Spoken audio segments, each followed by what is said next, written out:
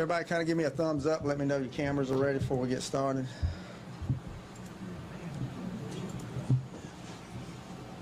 All right, still waiting on one or two more. I got it, Katie. All right, thank y'all for being here. Again, apologize for the room being so hot. Those who've been at my press conference before know that I typically do not read from a press release, and I'm not going to do that today, but we have printed out something that I'm going to kind of use as a guideline. Certain topics and areas I want to make sure that we get fully covered. And let me begin by saying that nothing I say today or any actions or anything that I'll say in the future should be construed to condone or justify any of the actions of Ben Fields at Spring Valley on Monday. He was wrong in some of his actions. It's not what I expect of my deputies, and it's not what I tolerate from any of my deputies, and especially those that are in a school when we're dealing with juveniles. Now, as in any incident, videos are very useful to us. We're glad that the students did take the videos. We welcome people to video us when we do our job, and most of the time it shows that we're doing our job in a correct manner, and then when it shows that we don't do it in a correct manner, then we'll address it. But videos are something that we welcome. Hopefully one day soon we'll have videos on cameras on all of our deputies. We have them on my cars, but we haven't got to the point where we've got them on all of our deputies. Videos are just a snapshot. They don't tell the complete picture. My job and our job is to get the complete picture. And to do that, we have to look at all the videos, we have to take statements, we have to look at everything so we can look at what the full picture of the events are that happens in any kind of incident. Now, this happened 11 a.m. approximately on Monday.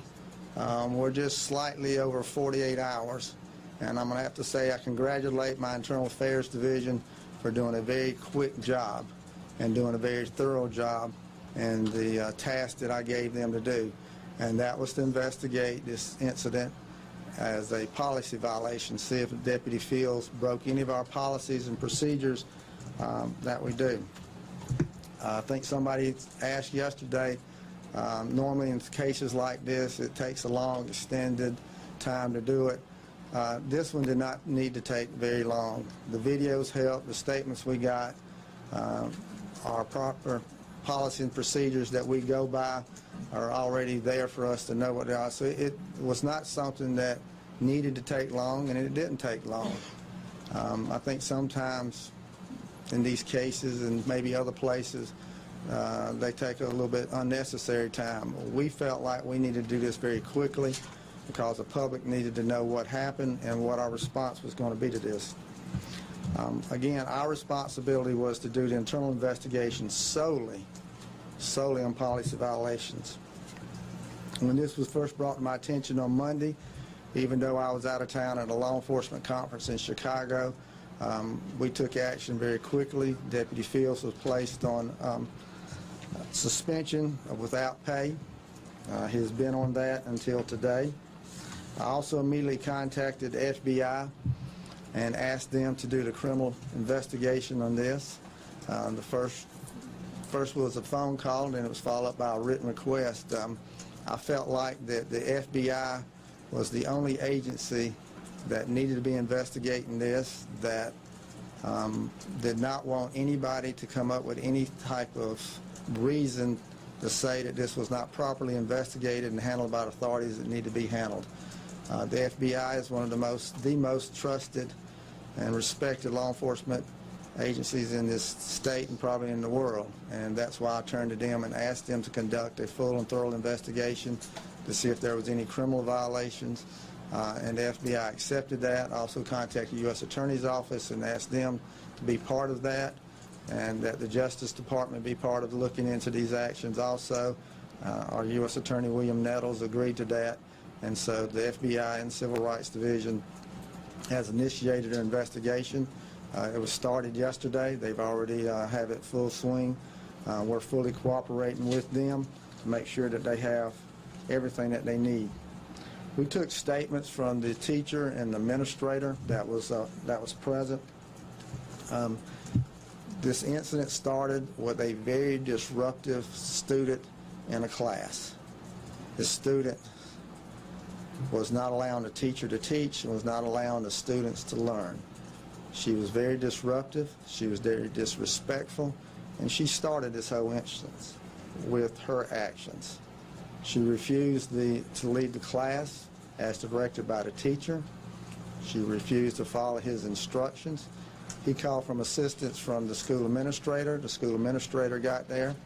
She was African American, and he attempted to get her to leave the class also. She refused his instructions, was continually disrespectful to him. All the while the students are still in the class. They're supposed to be there learning. Their education was put on hold while this disruptive student had to be dealt with.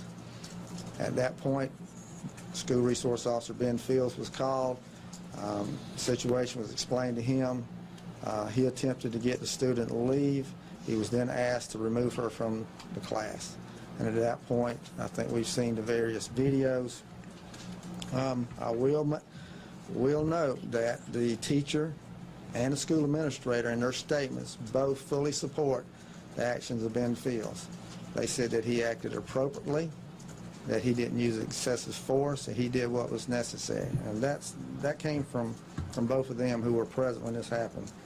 The third video from another student who also supports Officer Fields actually shows the student, female student, striking Ben Fields and her resisting when he tried to get her from her chair.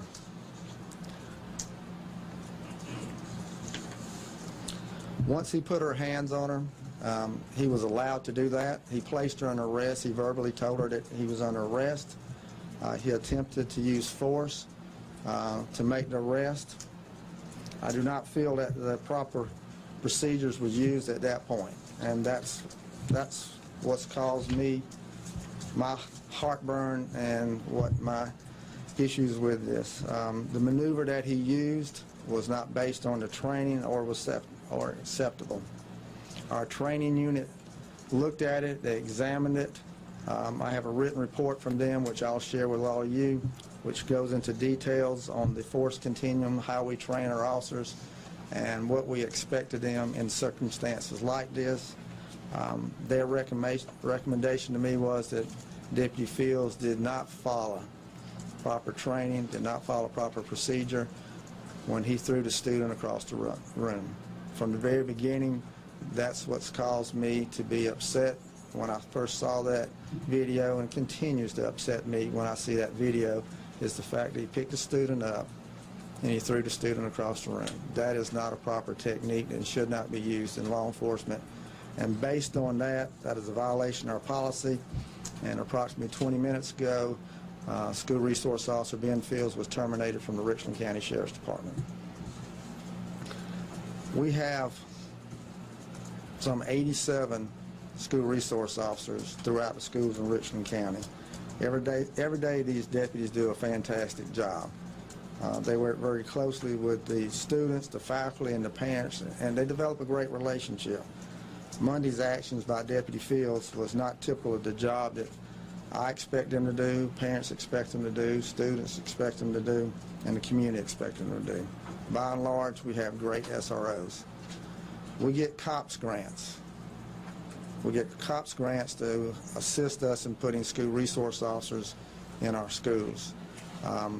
As a requirement of the COPS grant, we recently had an investigative team come down and just do a routine examination of our school resource officer program. They went to various schools to look at the number of incarcerations that we have, the number of discipline actions that are taken at our schools, the activities of our SROs. One of the schools they went and they did a close examination of was Spring Valley High School. And they talked to School Resource Officer Deputy Ben Fields, and they gave Spring Valley very high remarks for their efforts in reducing the number of arrests in that school. Their examinations to make sure that there's no civil rights violations with our school resource officers and the school district. That was just recently conducted. My responsibility now is to continue to build and maintain the relationship that the Sheriff's Department has with the community. This is accomplished by doing many things. The first one is taking responsibility for officers when they do something wrong. I've built my reputation on standing up for our deputies when they are right, and also standing up here and saying and admitting that when our deputies do wrong. And Deputy Ben Fields did wrong this past Monday. So we're taking that responsibility for that. We need to act swiftly and with transparency. That's what we've tried to do. We also want to publicly address the situation and request an independent investigation. We have done all those things. I feel like we have moved very quickly on this. We've done the right thing in our actions in terminating him. We're doing the right thing and continuing to build that relationship that we have with the community. I've contacted various elected officials from federal, state, and local and discussed that with them. Discussed it with our religious community. We have a group of pastors that are here with us now that I've been in close contact with. Our Citizens Advisory Council, we have those members here.